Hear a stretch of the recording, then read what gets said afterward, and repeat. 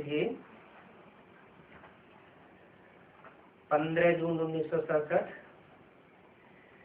दूसरे पेज के मध्यांश में बात चल रही थी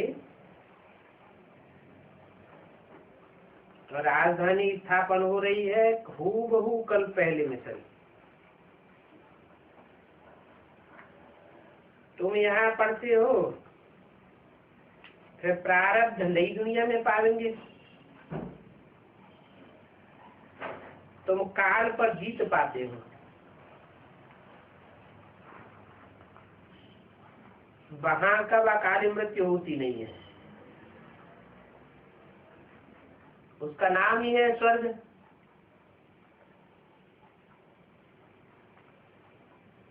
वहां सब स्वस्थिति में रहने वाले हैं। स्वस्थिति में रहना अर्थात आत्मा की स्थिति में रहना, और आत्मा को तो काल खाता ही नहीं।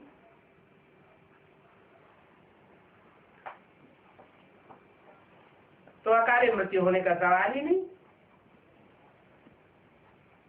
तुम बच्चों को तो इस पढ़ाई में बहुत खुशी होनी चाहिए। बार बार अपने को आत्मा समझ बाप को याद करो। बाप की याद से ही बाप की प्रॉपर्टी याद आवेगी। सेकंड में सारे ड्रामा का ज्ञान बुद्धि में आ जाएगा। बाप की प्रॉपर्टी है ही ज्ञान। मूल वतन, स्थूल वतन, सूक्ष्म वतन। स्थूल वतन में 84 का चक्र, बस। बाकी क्या है? ये तो सारा नाटक भारत पर ही बना हुआ है।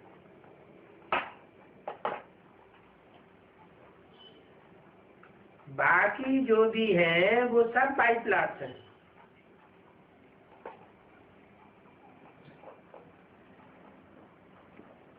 नाटक में सब बाई प्लॉट्स भी होते हैं, रमत गमत के लिए होते हैं। बाप नॉलेज भी तुमको सुनाते हैं।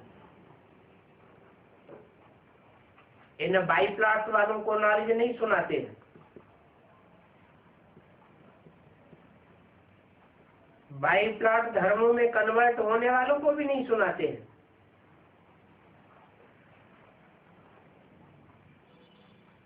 तुम ही ऊंच, फिर तुम ही नीचे से नीचे बनते हो।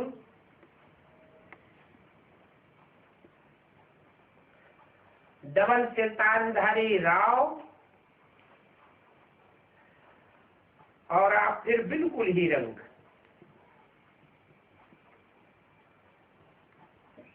अभी तो भारत रंग का भिखारी है, और भारत की गवर्नमेंट का देखो क्या हाल है।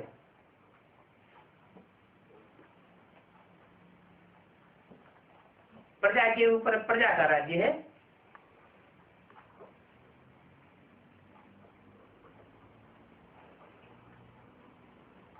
इसको पंचायती राज्य कहा जाता है।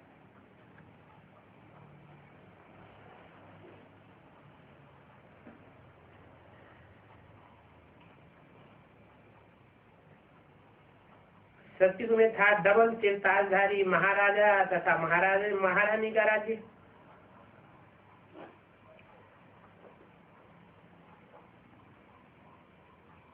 डबल सिरताज कौन सा था?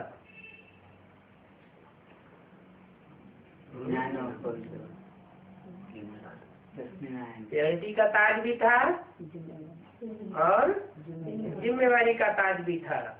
वो सतयुग में तो नहीं होता। कहाँ होता है? संगम युग में विश्व की जिम्मेवारी का भी ताज था, पवित्रता का भी ताज था, जो भक्ति मार्ग में दिखाया जाता है।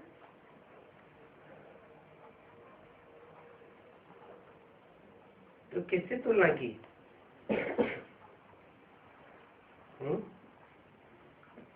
लक्ष्मी नारायण जो संगम युग के लक्ष्मी नारायण हैं, जिनको डबल सिर ताज देहाधारी दिखाया जाता है भक्ति मार्ग के चित्रों में, मूर्तियों में, उनकी तुलना किससे की?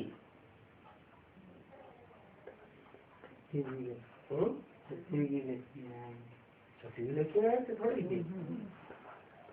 वहाँ तो सिंगल ताज तो होता ही है, प्योरिटी का ताज भी होता है। उनकी तुलना की उनसे जो राव से रंक बन जाते हैं। कलयुग में जो नारी है द्रौपदी, उसके ऊपर कितने का कंट्रोल होता है? 5 का कंट्रोल होता है। 5 का कंट्रोल होता है तो उससे बनता है पंचायती राज्य। एक कलयुग अंत की बात है, गवर्नमेंट है ना, वो आज की गवर्नमेंट है। पांडवों की गवर्नमेंट कौन थी?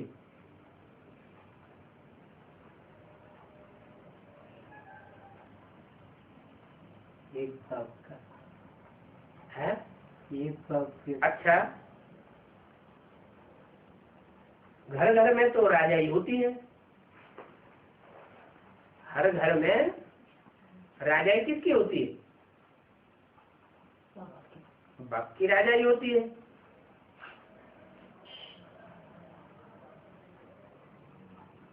राजाई की गवर्नमेंट कौन होती है? हर घर में जो राजाई चलती है उसकी गवर्नमेंट कौन है? घर को चलाने वाली कौन है? है? अरे घर का सारा काजवाज कौन संभालती है?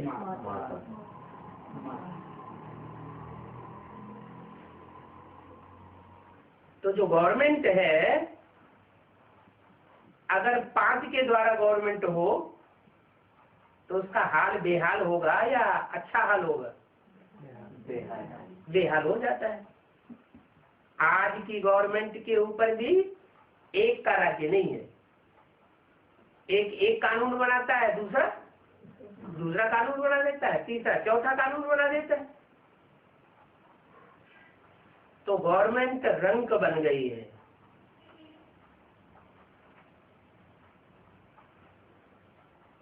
गवर्नमेंट की जब ये हालत हो जाती है तो भारत का हाल तो जरूर खराब होगा। यथा राजा तथा प्रजा।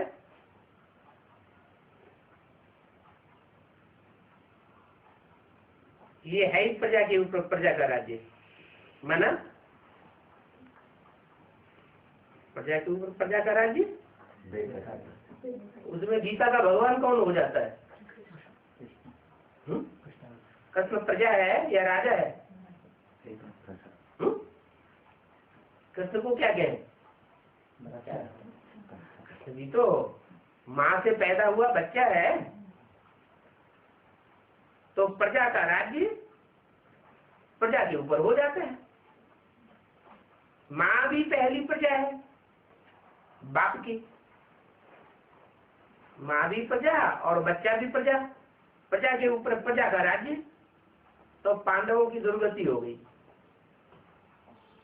बाप आकर के सदगति करते हैं। पहली बात मूल क्या बताते हैं? ये हाल तुम्हारा ऐसा क्यों हुआ? क्योंकि गीता का भगवान कृष्ण को बनाई दिया। कृष्ण बच्चा, रचना, प्रजा को राजा बना करके बैठा दिया। बाप आते हैं, राजाई चलाते हैं, राजाओं का राज्य स्थापन करते हैं। और बच्चे क्या कर देते हैं? बच्चे क्या कर देते हैं? बच्चे प्रजा के ऊपर प्रजा का शासन चला देते हैं। सचिव आज में बाप आया तो उसने राजाई की स्थापना की। बच्चे कलयुग के अंत तक खींचते खींचते क्या कर देते हैं? प्रजा के ऊपर प्रजा का राज्य कर देते हैं। ये प्रजा के ऊपर प्रजा का राज्य, ये है बेकायदे राज्य। माने हर परिवार के अंदर जो असली संगठन ईश्वर के द्वारा स्थापन किया हुआ था वो टूट जाता है, पारिवारिक व्यवस्था ही टूट जाती है। और पारिवारिक इकाई जब टूटती है तो बाप का कंट्रोल रहेगा? बाप का कंट्रोल नहीं रहता। और जब एक का कंट्रोल ही नहीं रहा तो सारा घर अपनी अपनी ढपली और अपना अपना राग चलता है, सारा घर बिखर जाता है। जैसे भारत का हाल हुआ, पहले एक राजा था तो कितना सुख शांति थी, द्वापर से मामला बिगड़ता गया। जो भी भारतवासी थे वो कोई न कोई के चक्करी में आते रहे, प्रभावित होते रहे और दूसरे धर्मों में कन्वर्ट होते रहे। सचिव आज में एक बाप की बात मानते थे और कलयुग के अंत में आते आते एक ही परिवार में एक पार्टी को वोट देता है तो दूसरा बच्चा दूसरी पार्टी को सपोर्ट करता है, तीसरा बच्चा चौथी पार्टी को सपोर्ट करता है। अपने अपने नियम कानून सब सुनाते हैं, सच्चाई का किसी को पता नहीं। तो बाप आकर के रिलीजियो पॉलिटिकल राज्य स्थापन करते हैं, बताते हैं कि तुम आदमी क्या थे और अंत में अब क्या बन गए हो। सारे भारत के ऊपर विदेशियों का राज्य हो गया। अभी भारत की गवर्नमेंट के ऊपर किसका कर्जा है? विदेशों का कर्जा है। जिनका कर्जा है उनके कर्जे के नीचे दब करके रहना पड़ता है। तो बाप कहते हैं भारत की गवर्नमेंट का देखो क्या हाल हो गया है। तुम्हारी बुद्धि में तो अब बात आ गई है, हम कैसे राज्य करते हैं सत्य के आदि में। घर घर में पारिवारिक व्यवस्था संगठित थी, बंधी हुई थी, और अब घर घर में वो पारिवारिक व्यवस्था टूट चुकी है। इकाई से ही शुरुआत होती है।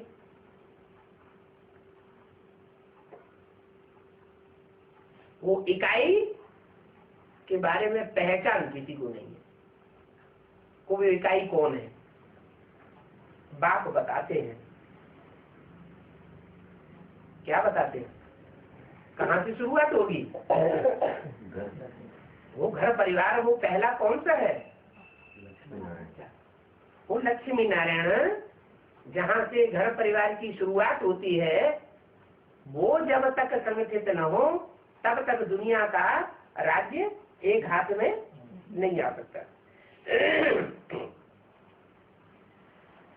तुम्हारी बुद्धि में आ गया है हम कैसे राज्य करते हैं, कैसे जन्म लेते हैं।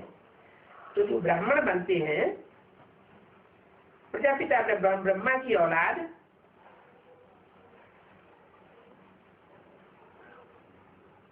वो इकाई हो गई। किसकी औलाद हुई?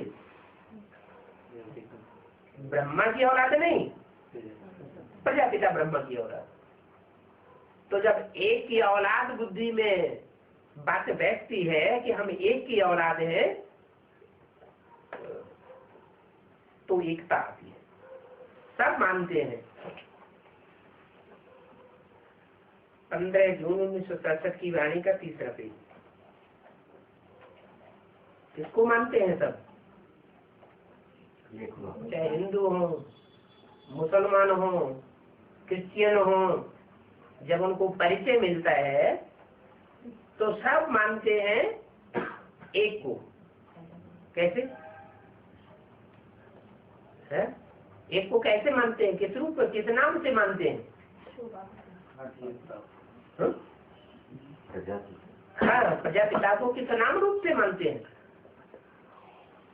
क्रिश्चियन लोग किस नाम रूप से मानते हैं? मुसलमान किस नाम रूप? क्रिश्चियन लोग एडम के रूप में मानते हैं, मुसलमान आदम के रूप में मानते हैं, हिंदू आदिदेव के रूप में मानते हैं, जैनी लोग आदिनाथ के रूप में मानते हैं। नाम बहुत रख दिए। क्या नाम जो है अनेक प्रकार के रख दिए हैं। महावीर भी इनको ही कहते हैं। किनको? प्रजापिता को।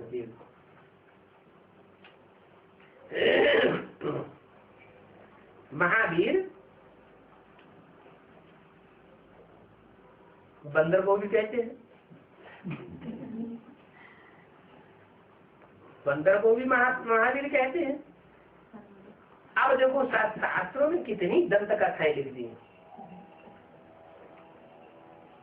वास्तव में वो सब दंत कथाएं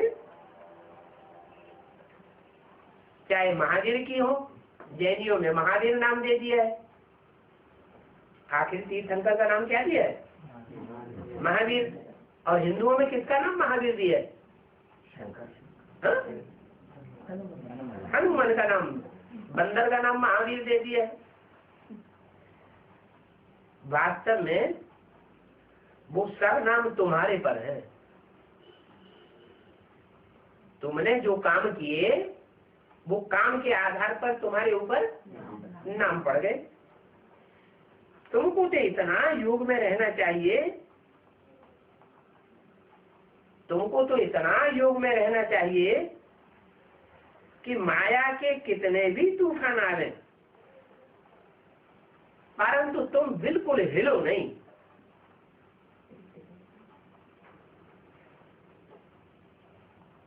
जैसे अंगद का मिसाल है। अंगद भी क्या था? कौन सी जाति का था? बंदर जाति का था। रावण की लंका में पांव अड़ा दिया। कोई हो माया भी महारथी तो आकर के हमारे पांव को हिला कर दिखा दे। तो तुम हिलो नहीं। तुम हिलोगे तो सारे ही हिल जाएंगे।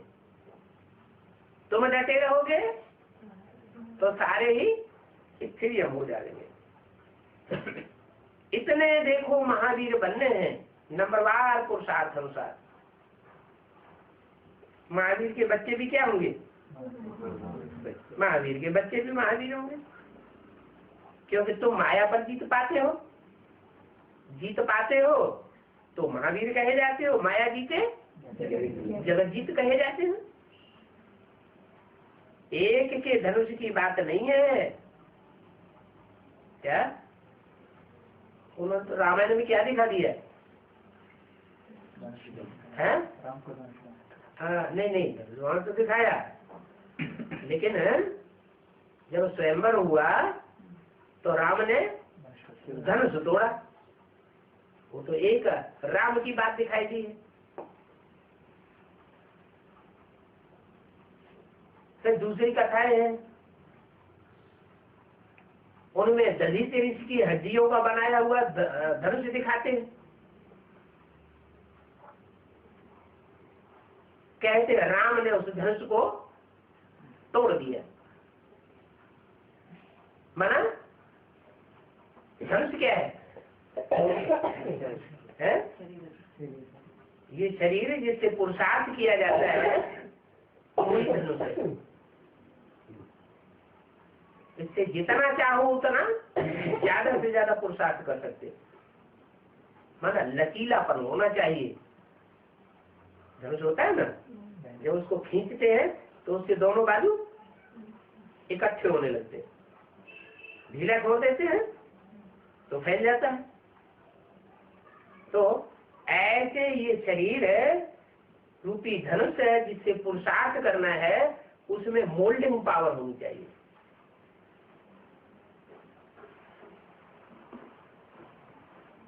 कहते हैं दधीच ऋषि के हड्डियों से बनाए हुए धनुष को राम ने तोड़ डाला।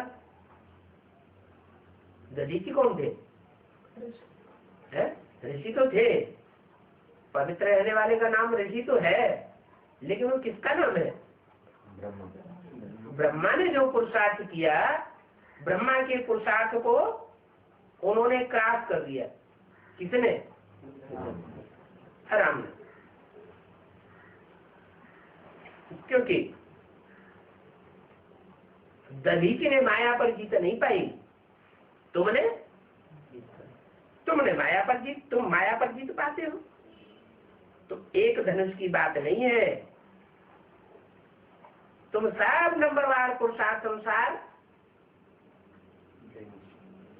इस पुरुषार्थ के धनुष को तोड़ने वाले हो। तुम हर एक को धनुष तोड़ना है, अर्थात माया पर जीत पानी है। इसमें लड़ाई आदि की कोई बात नहीं, ये तो माया की लड़ाई है, 5 विकारों से तुम्हारी लड़ाई है। ये सब बच्चे जानते हैं कि यूरोपवासी कैसे लड़ते हैं। यूरोपवासी यादव, उनकी लड़ाई कैसे होती है? वो बड़े बड़े बम बनाते हैं और बम से लड़ाई लड़ते हैं। और भारत में होती है कौरव पांडवों की लड़ाई, यादवों की होती है मिसाइल्स की लड़ाई। शास्त्रों में मूसल दिखाई दिए।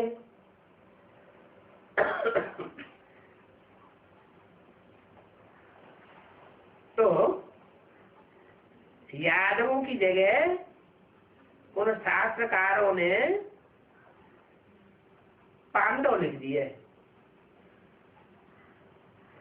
तुम देखते हो कि ये यादव कौरव मिक्स हुए पड़े हैं। यादव माना यूरोपवासी यादव हैं, और जो भी भारतवासी कौरव हैं, भारतवासी कौरवों ने यादवों की संस्कृति को पूरा ही अपने में समेट लिया। भाव, स्वभाव, संस्कृत, रहन सहन, खान पान, सारा ही कौरवों ने अपने में समेट लिए, मिक्स हो गए। भारत में भी,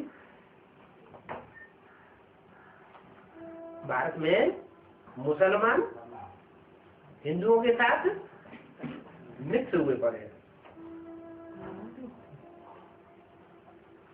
गाया भी जाता है, खून की नदियां बहेंगी। क्या ये गायन किस समय का है? संगम युग में जब भगवान आते हैं और असली ज्ञान देते हैं कि एक राज्य, एक धर्म, एक भाषा, एक मत, एक कुल कैसे बनता है, कैसे ये राजा की स्थापना होगी, जब बुद्धि में बैठ जाता है तो जोर से लड़ाई शुरू होती है। और जो भी मान्यताएं हैं उनमें टकराहट होती है। पहले तो मनसा के संकल्पों में टकराहट होगी। संकल्पों की जो टकराहट होती है उससे फिर बड़ी भारी क्रांति हो जाती है, बड़ा भारी रिवॉल्यूशन हो जाता है। रिवॉल्यूशन में खूनी क्रांति जरूर होती है। शुरुआत कहां से होती है? भारत में भगवान जब आते हैं तो जो जो दूसरे धर्म में कन्वर्ट हुए बच्चे हैं उनको ये ईश्वरीय ज्ञान मिलता है नंबरवार पुरुषार्थों से, तो सबका बुद्धियोग चलने लग पड़ता है।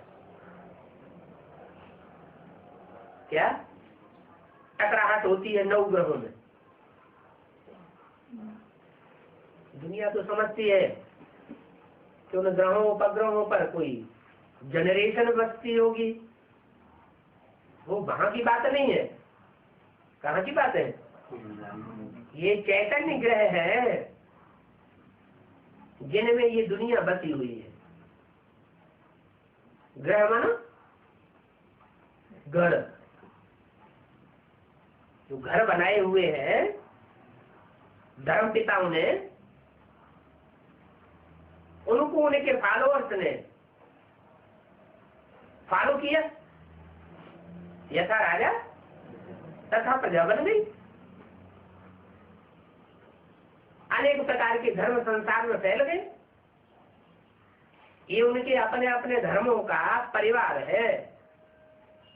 बड़े बड़े परिवार हो गए, सबकी अपनी अपनी मान्यताएं, अपने अपना वंशानुक्रम, अपना अपना चलन, अपने अपने रीति रस्म रिवाज। अभी बाप, सच्चा बाप जब आता है, सच्चाई बताता है कि असलियत क्या है, तो भंडाफोड़ हो जाता है सबका। कौन नीचे गिराने वाले हैं, कौन ऊंचा उठाने वाला है। तो तुम्हारी बुद्धि में तो ये सब बातें आ गई। तुम सब पांडव भारत में हो और कौरव भी सब भारत में है, लेकिन वो प्रभावित है विदेशियों से। भारत की गवर्नमेंट अभी किसके हाथ में है? कौन से धर्म के हाथ में? कौरवों के हाथ में। भारत में कौरवों का राज्य है। कौ माने कौआ, रव माना शोरगुल। कौओं की तरह शोरगुल बहुत करते हैं। हमने ये कर दिया, हमने वो कर दिया, हम भारत को राम राज्य बनाएंगे, गांधी जी का सपना पूरा करेंगे, ये करेंगे वो करेंगे, और अंदर अंदर आग भड़कती जा रही है, आग सुलगती जा रही है। सब आपस में लड़ने के लिए तैयार बैठे, सिवाय तुम पांडवों के। तुम पंडा बाप के बच्चे हो। बाप तुम्हें रूहानी ज्ञान दे रहे हैं, बताते हैं कि तुम्हें रूहानी स्थिति में रहना है। देह अभिमान से लड़ाई लड़ी जाती है, देह अभिमान की। तुम्हारी लड़ाई है रूहानी। रूहानी लड़ाई का मतलब है तुम्हारे अंदर जो संकल्प है, उन संकल्पों में तुम्हारी दृढ़ता होनी चाहिए। महावीर मिशन क्या अंगद ने क्या किया? अंग, अंग माना शरीर के सारे अंग भले चले जाए, लेकिन अपनी बात पर अटल रहे। उसका नाम पड़ गया अंगद।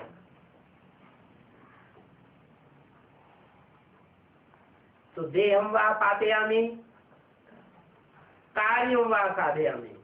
भले ये देह रहे रहे न रहे, लेकिन हमें अपना काम करके छोड़ना है। तो अंदर अंदर अंदर अंदर ये संकल्पों में दृढ़ता चाहिए। क्या कि हमें सच्चा धर्म मिला है, सच्चा धर्म पिता मिला है, प्रजापिता के थ्रू मिला है, जो सारी सृष्टि का पिता है। अब हमें जो चीज मिल गई है, हम उसको छोड़ने वाले नहीं है। हमारी मुट्ठी में जबरदस्त चीज आ गई, तो हम डर रहेंगे तो हमारी जीत होगी। हमारे संकल्पों से हमारी सत्य की स्थापना हो जाएगी, क्योंकि हमारे संकल्पों में ईश्वरीय संकल्प समाया हुआ है। जो बाप का संकल्प, तो हम बच्चों का संकल्प। और ईश्वर से ज्यादा तो कोई ताकतवर होता ही नहीं है। तो इस समय का गायन है खून की नदियां बही, माना ये संकल्पों का खून आपस में टकराता है।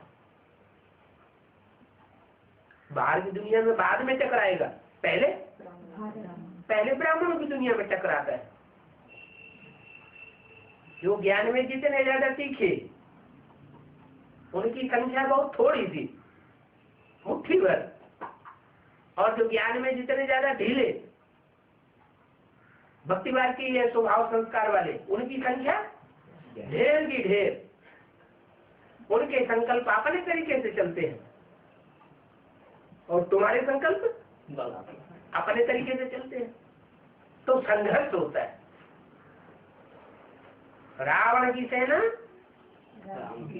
और राम की सेना, राम की सेना में मुट्ठी भर और रावण की सेना में ढेर के ढेर।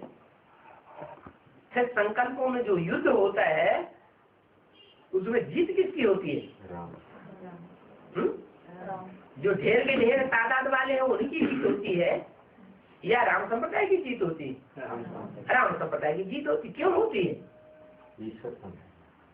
क्योंकि संकल्पों में दृढ़ता आ जाती है कि हमारी ओर सर्वशक्तिवान बाप है, और बाप सर्वशक्तिवान जब इस सृष्टि पर आता है तो नरक को स्वर्ग बना के जाता है। माया नरक को और ही रौरव नरक बनाती है। माया रावण क्या बनाता है? द्वापर युग की आदि से रावण आया, उस समय रौरव नरक नहीं होती है दुनिया। नरक तो शुरू होता है लेकिन फिर भी बहुत सुख होता है। सात्विक की स्टेज होती है हर धर्म की, और अभी हर धर्म तमो प्रधान बन जाता है। तो माया रावण इस दुनिया को रौरव नरक बनाता है। हम उसके कंट्रोल में रहने वाले नहीं है। अब बाप आया हुआ है, बाप जो हमें श्रीमत देता है नर से नारायण और नारी से लक्ष्मी बनाने की, हम उस श्रीमत के पट्टे पर पक्के होकर के रहेंगे। तुम देखते हो कि यादव और कौरव मिक्स हुए पड़े हैं। कहाँ? कौन से देश में? हाँ, कोई दूसरे देश में मिक्स हुए नहीं पड़े हैं। कहाँ मिक्स हुए पड़े हैं? भारत में मिक्स हुए पड़े हैं। यादव माने यदुवंशी, यूरोपवासी, वो भारत में मिक्स हुए पड़े हैं। यादवों में कौन कौन से धर्म संप्रदाय मुख्य है?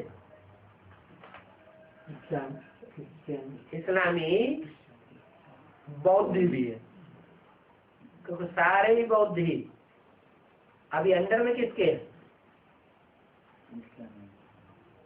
है? चीन और जापान अमेरिकन के साथ कंट्रोल में। सारी दुनिया यादवों के कंट्रोल में आ गई, तो यथा राजा तथा प्रजा हो गई, वो भी यादव हो गए। तो चाहे इस्लामी हो, चाहे बौद्धी हो, चाहे क्रिश्चियन हो, चाहे मुस्लिम, वो तो इस्लामी है, तो सब यादव। और तुम्हारे अंदर भारत में है तो हिंदू जो देवता बनने वाले हैं, लेकिन उनमें दो तरह के हैं। एक है पक्के देवता, क्या पूरा 84 जन्म लेने वाले, और दूसरे हैं कच्चे जो कन्वर्ट हो जाते हैं। स्वर्ग में आवेंगे लेकिन कम जन्म लेंगे, कम कलाएं बनेंगी और कन्वर्ट हो जाएंगे द्वापर युग से। तो पहला युद्ध कहाँ होता है? पहले तो ब्राह्मणों की दुनिया में होता। ब्राह्मणों की दुनिया में जो बेसिक नॉलेज से कनेक्टेड रहते हैं आदि से अंत तक, और जो एडवांस नॉलेज में आ जाते हैं, है तो दोनों में ही ईश्वरीय पढ़ाई, क्या? लेकिन कोई पूरी पढ़ाई पढ़ते हैं और कोई अधूरी पढ़ाई पढ़ते हैं। जो ज्यादा होशियार कौन बनेंगे? जो पूरी पढ़ाई पढ़ते हैं वो होशियार बनते हैं, जो अधूरी पढ़ाई पढ़ते हैं वो कमजोर हो जाते हैं। पूरी पढ़ाई कौन पढ़ाता है? पूरी पढ़ाई तो जो जिसके द्वारा पढ़ाई जाती है वो एक ही है, मुकर्रर रथ, क्या? प्रजापिता जिसको कहा जाता है। और बाकी जो ब्रह्मा नामधारी है वो सब अधूरी पढ़ाई पढ़ाने वाले हैं। उनके द्वारा पूरी पढ़ाई नहीं पढ़ाई जाती। तो अधूरी पढ़ाई जिन्होंने जिन्होंने पढ़ी है, चाहे वो एडवांस में हो और चाहे वो बेसिक में हो, फिर युद्ध होता है उनका। शास्त्रों में ये सूर्यवंशियों चंद्रवंशियों का युद्ध गाया हुआ है। ये युद्ध सारी दुनिया में रिवॉल्यूशन फैलाता है। क्या ऐसे नहीं भारत में ही रहेगा, सारी दुनिया को प्रभावित करेगा।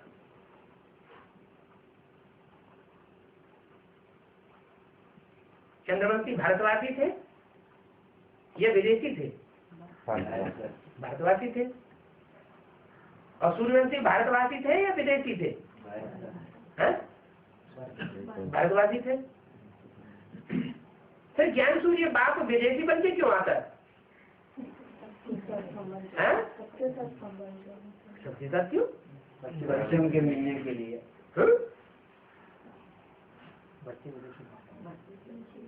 इसलिए आता है कि जो अच्छे बाप होते हैं, भारतवासी होते हैं, विदेशी बनकर के ही तो आया हुआ है। विदेशी है तो नहीं, बाप विदेशी बनकर के आया या है? बन करके आया। इसका मतलब अंदर से क्या है? स्वदेशी है। तो जो स्वदेशी होता है,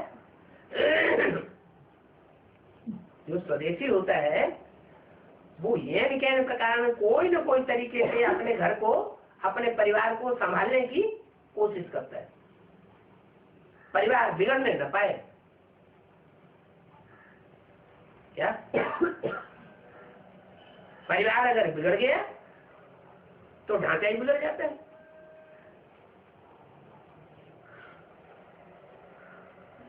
भारत में ये परंपरा है क्या कि एक पत्नी मर जाती है तो दूसरी कर लेते हैं, दूसरी मरी तो तीसरी कर लेते हैं, चार चार शादियां कर लेते हैं। मुसलमानों में और क्रिश्चियंस में क्या परंपरा है? डाइवोर्स देते हैं, जीते जी। पत्नी पति को डाइवोर्स दे देती है, पति पत्नी को डाइवोर्स दे देती है। एक ही जीवन में चार चार शादियां कर लेते हैं। पत्नी मरे, मुसलमानों क्या है, पत्नी एक पत्नी होते हुए भी दूसरी पत्नी कर लेंगे, तीसरी कर लेंगे, चौथी कर लेंगे। और भारत में अभी भी आखिरी जन्म में भी एक कानून बना हुआ है, क्या? एक पत्नी रहना है। अगर दूसरी शादी करना भी है तो पहली जो पत्नी है वो जब तक मर न जाए, अपने को मार न दे, तब तक दूसरी शादी नहीं। मारने का मतलब क्या है? अपनी इच्छाओं को खलास न कर दे, अपने मन को पूरा मार दे और परमिशन दे दे कि तुम दूसरी शादी करो, तो दूसरी शादी कर सकता है। नहीं तो आज की गवर्नमेंट में जो कानून है वो भी इतना पक्का मजबूत है। तो जो बाप भारतवासी बन करके आया हुआ है, चाहे पहली पत्नी हो, चाहे दूसरी हो, चाहे तीसरी हो, चौथी हो, पत्नियां तो सब है, लेकिन किसी का पतन देख नहीं सकता। कि देख सकता है? किसी को गड्ढे में ही पड़ा रहे ये नहीं देख सकता, सबका उद्धार करता है। तो ये परिवार है। परिवार में कोई छोटा होता है, कोई बड़ा होता है, नंबरवार तो प्रजा तो सब है। प्रजा माना प्रकृष्ट रूपेण जिसका जन्म होता है उसको कहते हैं प्रजा। प्रजा में पहला नंबर किसका होता है? पहला नंबर माता का होता है। उसके बाद नंबरवार बच्चे पैदा होते हैं। तो यहाँ भी परिवार है। इस परिवार में जो बच्चे हैं वो इस समय हावी हो गए हैं किसके ऊपर? जो भी ब्रह्मा के रूप में पार्ट बजाने वाली है, एक पिता, एक है प्रजापिता, और बाकी सब क्या है? माता है। कितनी है माताएं? 500। नहीं, 5 में तो एक तो वो खुद ही प्रजापिता है, वो तो बात ही निराली है कि शिव है बाप, वो साकारी तो बनता नहीं। और जिसमें प्रवेश करता है वो है प्रजापिता। तो प्रजापिता जो है वो देहधारी है, 5 तत्वों का पुतला है। तो वो 5 तत्वों का पुतला माने प्रकृति का पुतला हुआ। वो तो बेहद के अर्थ में माता हो गई। प्रजापिता का तन क्या हुआ? बेहद के अर्थ में प्रकृति का पुतला हुआ। बाकी कोई प्रैक्टिकल सामाजिक रूप से वो कोई माता नहीं है। पुरुष जो सदैव ही पुरुष रहता है, कभी स्त्री नहीं बनता। आत्मा क्या है? पुरुष। तो ऐसी आत्मा कौन सी है जो सदैव पुरुष ही पुरुष रहती है, कभी स्त्री बनती है? भले स्त्री चोले में प्रवेश करे तो भी पुरुष ही रहती है। वो कौन है? नहीं, प्रजापिता तो ठीक है, लेकिन सुप्रीम सोल वो कभी स्त्री बनता है क्या? वो सजनी बनता है क्या? वो कभी सजनी नहीं बनता। तो जो सुप्रीम सोल है वो है पिता, और प्रजापिता में प्रवेश करके उसको कैप्चर किया, कंट्रोल किया, तो क्या हो गई? वो माता हो गई। तो उस अर्थ में एक निराकार और एक साकार, वो तो प्रजापिता ब्रह्म हुआ। वो तो बात ही निराली हो गई। बाकी जो 4 ब्रह्मा है वो चारों ही ब्रह्मा कोई प्रजापिता है क्या? प्रजापिता नहीं है, माना वो चारों ही माता का पार्टधारी है। और चारों ही माताओं की दुर्गति हो जाती है, क्योंकि ज्ञान बुद्धि में पूरा कैच नहीं हो पाता। तो वो जो दुर्गति होती है, उस दुर्गति को सदगति में लाने के लिए कोई एक तो निमित्त बनेगा, वो है प्रजापिता। तो प्रजापिता जब तक दृढ़ संकल्प धारण न करे तब तक सृष्टि का कल्याण या परिवार का कल्याण नहीं हो सकता।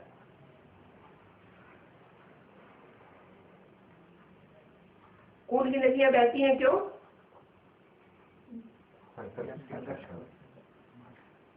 क्योंकि जो भी माताएं हैं और उनसे पैदा हुए बच्चे हैं, वो एक जैसे होंगे क्या? वो अलग अलग भाव स्वभाव संस्कार के होते हैं।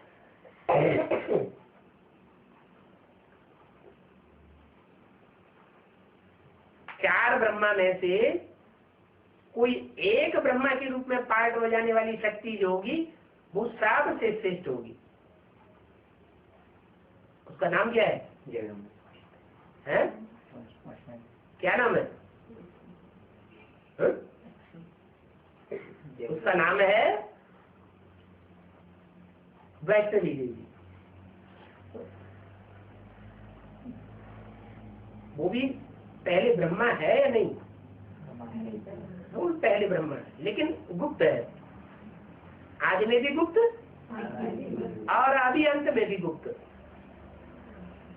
तो जो आज से अंत तक गुप्त रहता है उसमें ताकत ज्यादा होगी या कम होगी? ज्यादा ताकत होती है। आज में ही कौन प्रत्यक्ष ब्रह्मा हो गया? ब्रह्मा नामधारियों में से कौन ब्रह्मा था जो आज में ही प्रत्यक्ष हो गया? आज में भी प्रत्यक्ष हो गया, अंत में भी एडवांस पार्टी आती है तो अंत में भी प्रत्यक्ष हो जाता है। तो जो भी ब्रह्मा नामधारी है उनमें सबसे कमजोर कौन बन जाता है?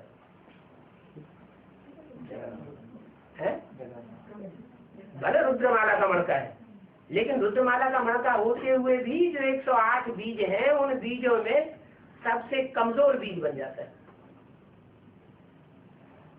और वो कमजोर बीज जो है उसके ऊपर सारा मदार आ जाता है। अगर वो जब तक सुधार नहीं होगा तब तक और सारी सृष्टि का भी सुधार नहीं हो सकता। ये नियम बंधा हुआ है पारिवारिक व्यवस्था का। परिवार में जो पहली इकाई है, चलो है तो लास्ट शक्ति के आधार पर, लेकिन उसका भी अगर उद्धार नहीं हुआ तो उद्धार नहीं कहा जाएगा। इसलिए दिखाते हैं कि आखिरी उंगली के ऊपर गोवर्धन पहाड़ उठाया गया। अब ये उंगली है तो सबसे कमजोर, ये तो हो गया प्रजापिता, और ये 4 उंगली क्या हो गई? माता के रूप में पायद बजाने वाली। उन माता के रूप में पायद बजाने वालियों में सबसे छोटी और सबसे कमजोर, सबसे कम ताकत वाली कौन सी हुई? जगदम्बा। तो सारा ध्यान उसके ऊपर आकर्षित हो जाता है, क्योंकि उसके बगैर सदगति हो नहीं सकती।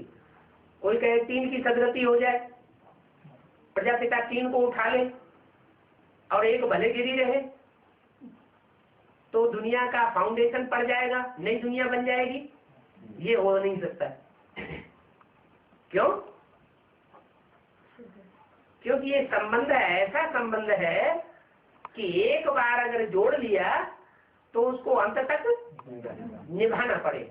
निभाता है तो भारतवासी, नहीं निभाता है तो विदेशी।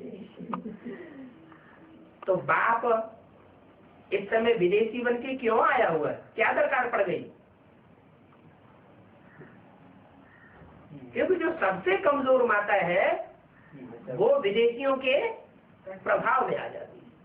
यज्ञ के आदि में भी प्रभाव में आ गई थी और अंत में भी प्रभाव में आ जाती। ज्ञान उससे ज्यादा किसी में कोई शक्ति में नहीं है। वैसे भी देवी में भी उतना ज्ञान नहीं है। ज्ञान की भाषा में सबसे तीखी किसको दिखाया जाता है? ज्ञान की देवी जगदम्बा सरस्वती। लक्ष्मी को तो ज्ञान की देवी नहीं दिखाते हैं। दिखाते हैं क्या? नहीं दिखाते। कोई भी देवी को ज्ञान की देवी नहीं दिखाते हैं। ज्ञान में प्रकांड विद्वान अगर कोई है तो उन्हें टाइटल कहाँ से मिलता है? नहीं, सरस्वती का टाइटल मिलता कहाँ से? भक्ति मार्ग में कहाँ से मिलता है? श्री श्री 108 सरस्वती जी महाराज, ये टाइटल कहाँ से पढ़ते हैं? बनारस से। क्या जितने भी शंकराचार्य हैं उनको जो श्री श्री 108 सरस्वती जी महाराज या कोई भी टाइटल मिलता है, कहाँ से मिलता है? बनारस के बड़े बड़े विद्वान पंडित आचार्य होते हैं, उनको टाइटल मिलते हैं। बात कहाँ की है? जो बनारस है, जहाँ काशी विश्वनाथ की नगरी कही जाती है, वहां से ज्ञान रस बनता है क्या? वो तो भक्ति मार्ग का बनारस है। लेकिन वास्तव में जो टाइटल मिलता है, जो असली सरस्वती बनने वाली है जगदम्बा, वो टाइटल कहाँ से मिलता है? ज्ञान का रस कहाँ बना? अरे कोई स्थान और है बेहद का जहाँ से ज्ञान का रस बनता है? वो कहाँ है? इतनी जल्दी भूल जाता है। जैसे और दूसरी पार्टियां निकली हो, जब निकलती है तो उनको भूल जाता है। क्या कि हमने निश्चय पत्र कहाँ लिख करके दिया था? लोग हमसे पूछेंगे, क्या पूछेंगे? कि अभी तुम अपने को भगवान कहते हो, तुमने पहले वहां निश्चय पत्र लिखा था, तो भूल गए? तो याद रहना चाहिए अपनी बपौती। हमारा बाप को। तो सरस्वती को भी टाइटल कहाँ से मिलता है? सरस्वती का किसने बनाया? सरस्वती टाइटल किसने दिया? ब्रह्मा ने टाइटल दिया। जगदम्बा सरस्वती को जो टाइटल मिला वो किसने दिया? अच्छा, यज्ञ के आदि में किसने दिया? एडवांस में किसने दिया? है शिव तो बिंदी का नाम है। प्रजापिता के थ्रू ही तो टाइटल मिला ना। तो जो टाइटल मिला है प्रजापिता के द्वारा जगदम्बा सरस्वती, वो यज्ञ के आदि का भी टाइटल है। पहले जगदम्बा, बाद में सरस्वती। यज्ञ के आदि में भी जगदम्बा के द्वारा जब वो कन्या आई 14 साल की, तो वो टाइटल उसको हस्तांतरित किया गया, ट्रांसफर किया गया। किसको? ओम राधे को। और ब्रह्मा का टाइटल किसको हस्तांतरित किया गया? दादा देवराज को। आदि में भी ऐसा हुआ और अंत में भी ऐसे ही होता है। क्या ब्रह्मा तो क्या बन जाता है? विष्णु बनता है। जब विष्णु बनता है तो जरूर कोई हस्ती है जिसमें ब्रह्मा के भी गुण समाये हुए हैं, और वो ब्रह्मा के गुण सब ब्रह्मा के नामधारियों से मिलकर के एक हो जाते हैं।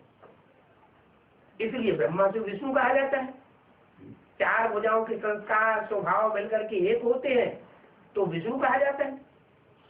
चाहे वो लेफ्ट भुजा हो, चाहे वो राइट भुजा नीचे हो, और चाहे वो राइटियस भुजाओं में से ऊपर की भुजा हो, और चाहे नीचे की, चाहे लेफ्ट भुजाओं में से ऊपर की भुजा हो या नीचे की भुजा हो। राइट भुजा में और लेफ्ट भुजा में अच्छी कौन सी मानी जाती है? राइट भुजा अच्छी मानी जाती है, उसमें भी ऊपर और नीचे की। और खराब कौन सी मानी जाती है? लेफ्ट भुजा, उससे अच्छा कार्य नहीं किया जाता। तो जो लेफ्ट भुजा है उसमें ऊपर की भुजा और नीचे की भुजा। ऊपर अच्छा माना जाता है या नीचे? ऊपर अच्छा माना जाता है। और जो नीचे है जहाँ कमल फूल दिखाया गया वो कीचड़ में रहने वाला है। तो जो यज्ञ के आदि में सबसे ऊपर थी वो एडवांस में आकर के एडवांस ज्ञान लेने के बाद अंत में सबसे नीचे गिरती है, कीचड़ में गिर जाती है। तो उसका जब तक उद्धार न हो तब तक सृष्टि में किसी का उद्धार नहीं हो सकता।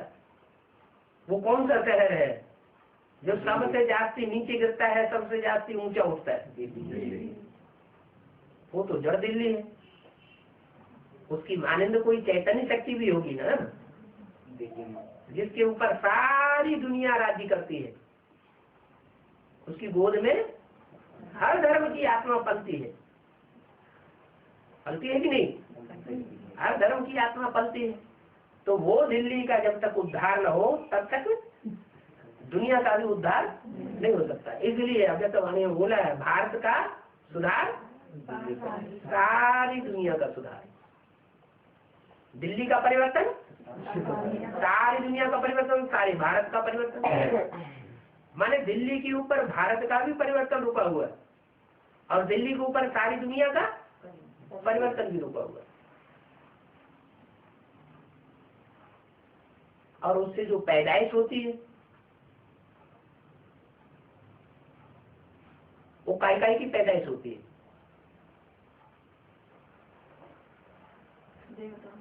हाँ? नहीं,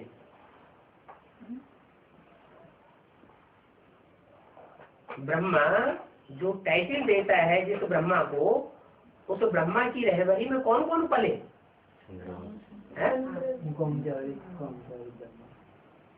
सब धर्म की आत्माएं पले। सूर्यवंशी नहीं पले सिर्फ, बाकी सब पले।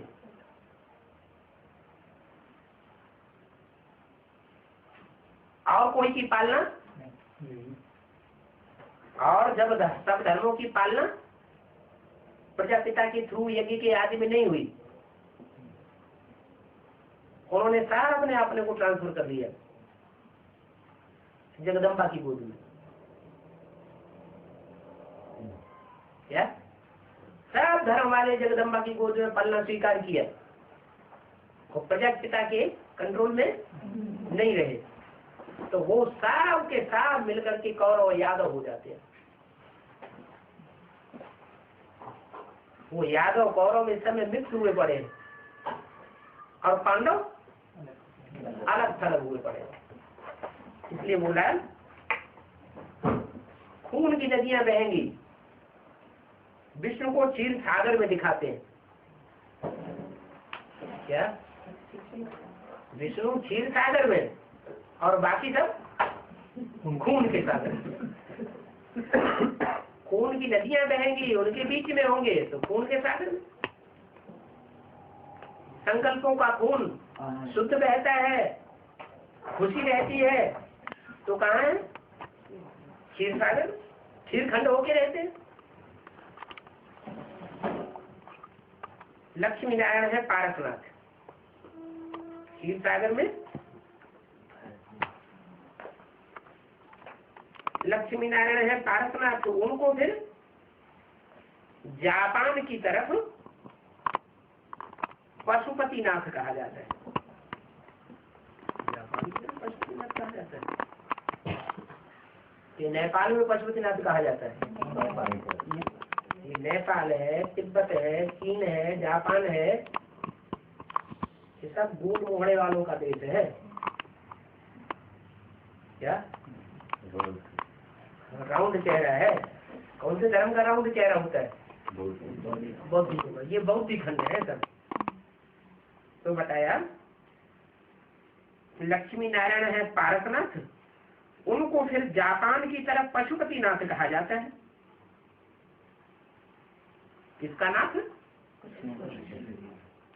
पशुपतिनाथ। पशुपति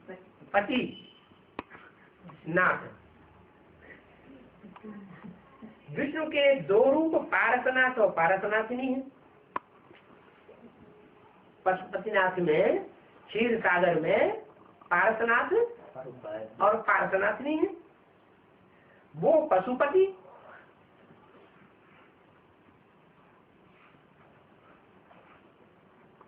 नाथ कहा जाता है। क्या? पशुओं को नाथने वाला पति। बैल होता है ना, तो उसकी नाक में क्या डाली जाती है? नाक डाली जाती है। नाक माना नकेल। पशु होता है ना, तो उसकी नाक में क्या डालते हैं? नकेल डालते हैं। क्यों डालते हैं नकेल?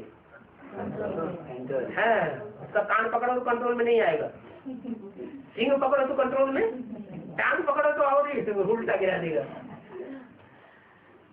कोई अंग पकड़ने से कंट्रोल में नहीं आता है। क्या पकड़ने से कंट्रोल में आता है? और माया भी काहे से पकड़ती है? नाक से पकड़ती है। तो जो पति योग का पति बनने वाला है, वो काहे से पकड़ता है? नाक से पकड़ता है। कहते ना, अरे क्या सबके सामने नाक नीची हो गई। नाक ऊंची होनी चाहिए या नीची होनी चाहिए? नाक तो ऊंची होनी चाहिए।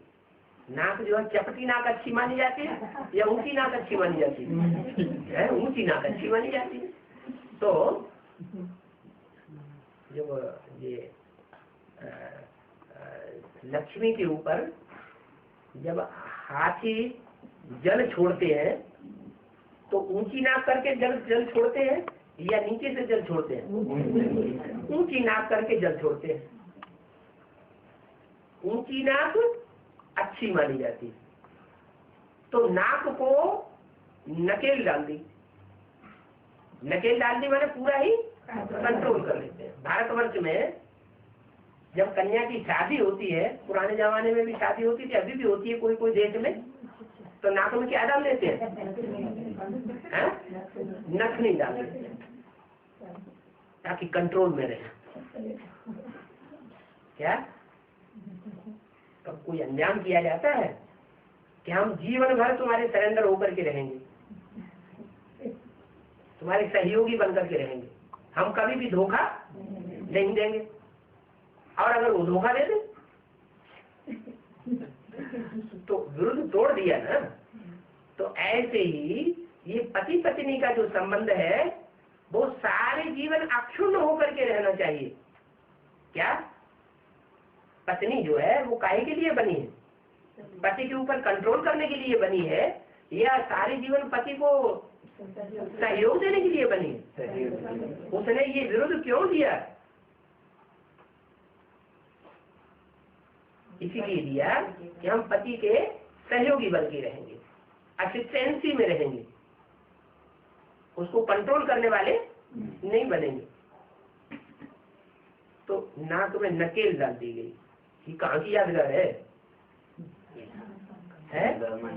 हाँ, जो ब्रह्मा अपनी मनोमत पर चल पड़ता है, बच्चों को सहयोग देता है, बच्चों को गीता का भगवान बनाता है, उस ब्रह्मा की नाक में नकेल डाली जाती। जैसे ही नाक ऊंची की, नकेल पकड़ के नीचे कर दी। माना क्या हुआ? पूरा कंट्रोल में कर लेता है।